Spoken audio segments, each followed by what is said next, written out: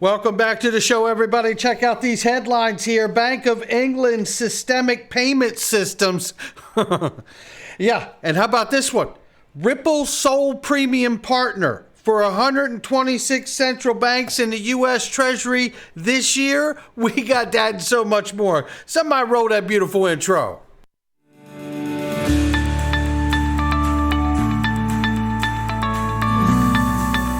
Digital Perspectives with Brad Kimes. Come on in.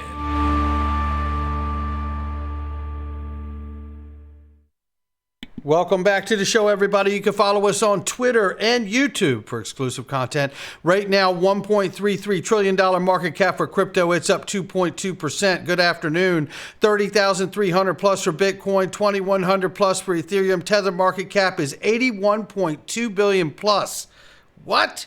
52 cents per XRP. It's up 2% on the 24-hour. Good afternoon.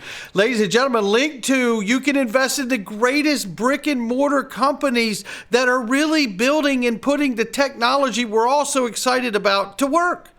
And we're talking about whether it's digital assets, fintech in general, gaming, artificial intelligence, you name it, logistic tech, it's all right here. You can get the top names, top sellers, whether it's Link2 or PolySign or Ripple. And how much longer are you going to be able to get that? We're waiting for a ruling any day here, ladies and gentlemen. Chainalysis when it's available. Uphold's available. I mean, my goodness, there is just so many incredible opportunities. Click the link to the sponsor and check them out. Well, isn't it fancy? The U.S. Treasury Secretary Yellen says sanctions may risk hegemony in the U.S. dollar. The weaponization of the dollar and regulatory apparatus is one of the biggest mistakes. The dollar's strong historical role is dependent on accessibility and liquidity. Essentially, U.S. Treasury Secretary Janet Yellen is saying that the sanctions risk the hegemony of the U.S. dollar. Isn't it her job to understand that before imposing in sanctions? Isn't it? Now U.S. Treasury Janet Yellen is crying uncle over their own economic sanctions towards Russia. What an embarrassment this country has become. And we got more evidence of that in just 1 second here. But quickly, I want to go over this. The liquidity hub that was announced at launch by Ripple had a lot of misunderstanding, some FUD to go along with it. In the U.S., there is little liquidity for XRP. We're keen to support XRP and Liquidity Hub when we can provide a good customer experience. That was from the Chief Legal Officer at Ripple, Stuart Alderati, to clarify that. There was a Twitter space on this subject as well. I want you to hear Bob Way discuss this very quickly about it. I want to reinforce one thing for anybody who thinks that Ripple's only looking out for Ripple and not looking out for XRP holders. Amen. I'm a huge XRP holder, and so is every Rippler that I know, the old ones, the new ones. And all of Ripple's stock is really based on XRP price. And really, if you're from a Ripple perspective, the problem with the SEC lawsuit isn't that, oh, it put this huge cloud over XRP and it's frustrating the community. The real fundamental problem is it stopped Ripple from being able to IPO any of this stuff and actually take on more funding and actually build a actual business on this, which I really think is more what the SEC wanted to do. They were like, if they IPO, the game's over. We stop them from here, we frustrate them, and now they're just trying to squeeze Ripple and saying, we don't want you making any revenue, we won't want you selling XRP, we want you capitulating in this lawsuit. Yeah. But don't think for a second that all the primaries at Ripple are not hugely invested in XRP themselves, right down to everyone that owns Ripple stock. Absolutely. We love you, Bobby.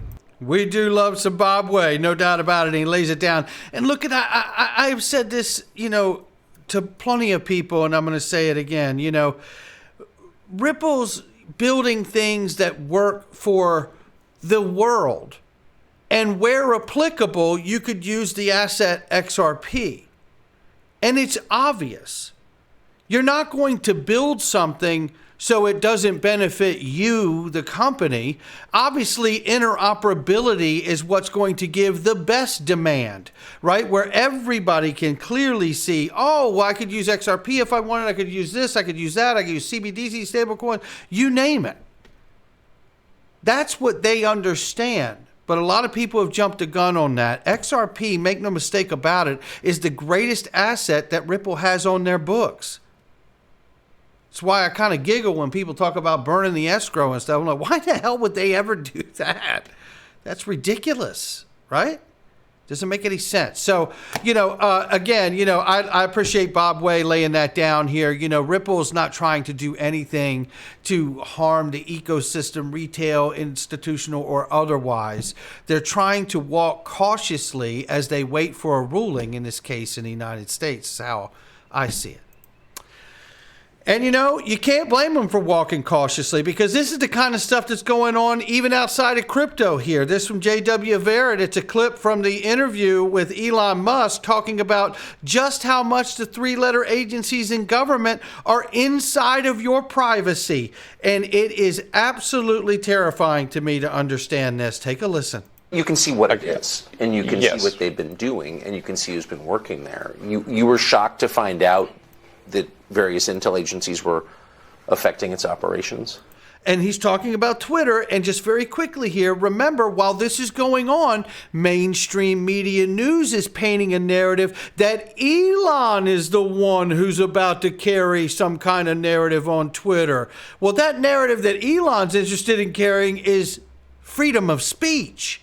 And mainstream media, if you can see the bigger picture here, is scared to death that the media is about to be disrupted to a level that they cannot control. And it frightens the hell out of them. So now they're accusing Elon of doing what they were doing.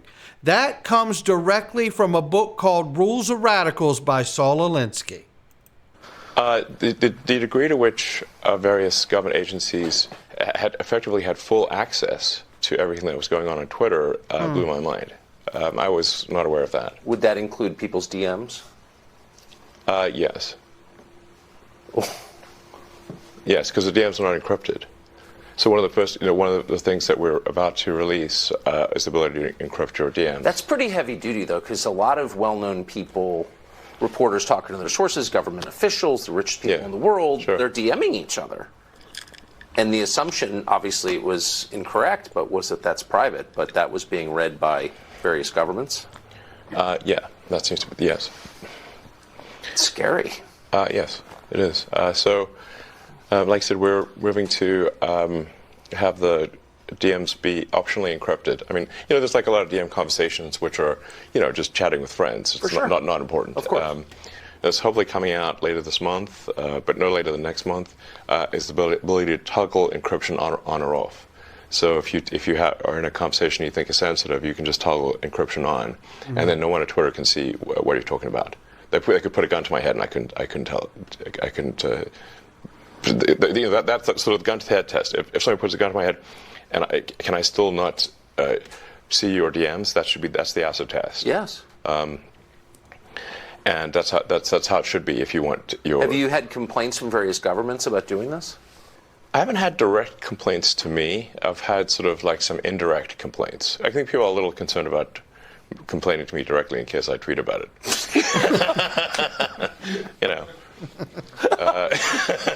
They're like, uh-oh. So they sort of tend to be more roundabout than that.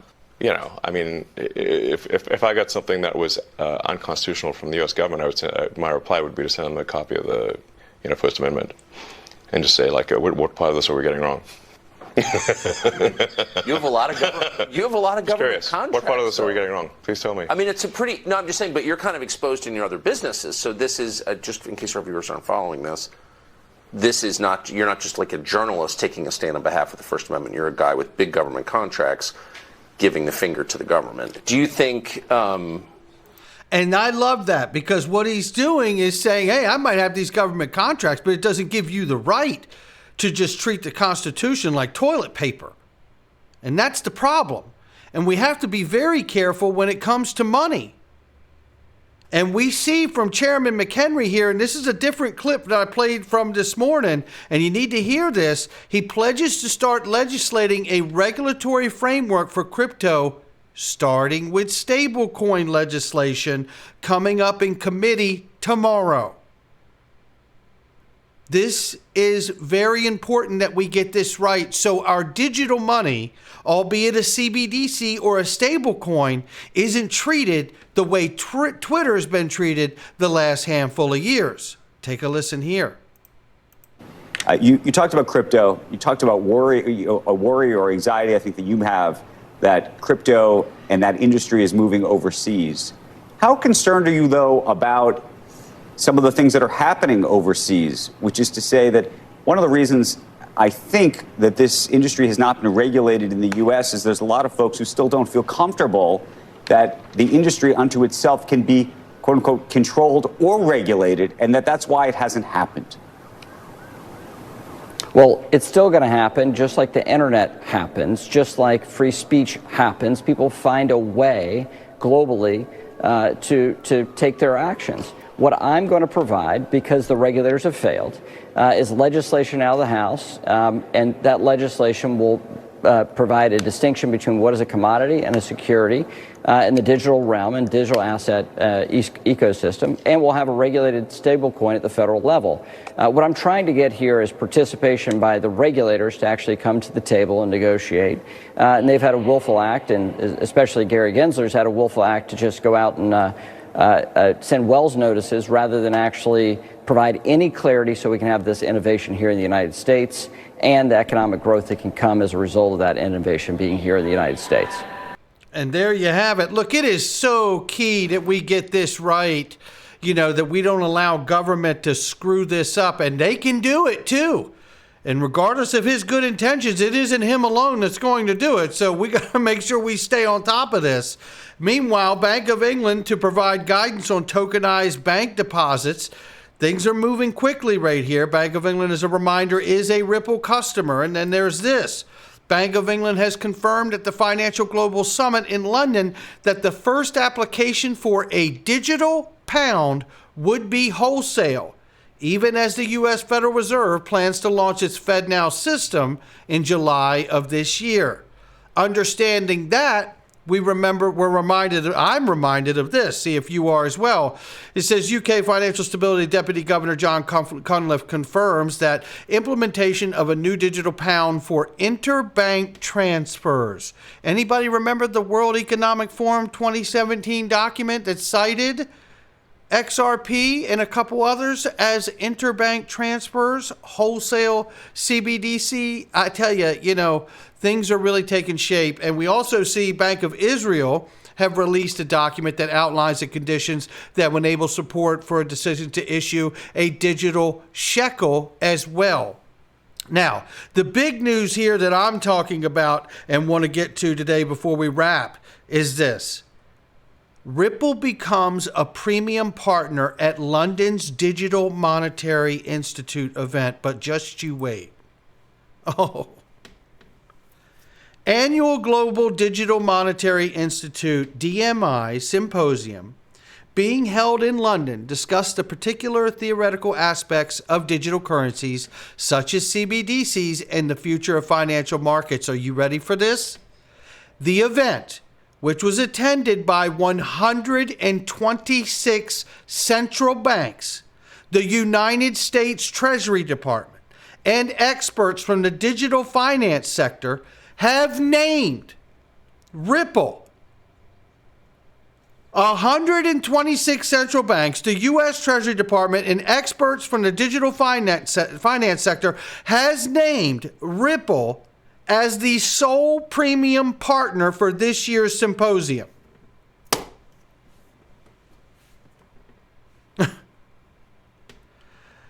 As one of the keynote speakers, Susan Friedman, head of public policy at Ripple, at crypto firm Ripple, will be on hand to promote the company's vision for the larger fintech industry. This event is expected to be an important meeting around CBDC's regulation of money transfers, decentralized applications in business, and other related topics. Let me tell you, this is all why the SEC's playing whack-a-mole. This is all why the SEC is suing Ripple. We're waiting for a ruling. The rest of the world is setting up shop. The rest of the world is honoring Ripple as a premium partner amongst 126 central banks in the U.S. Treasury Department. They get it, but Gary Goldman Gensler doesn't.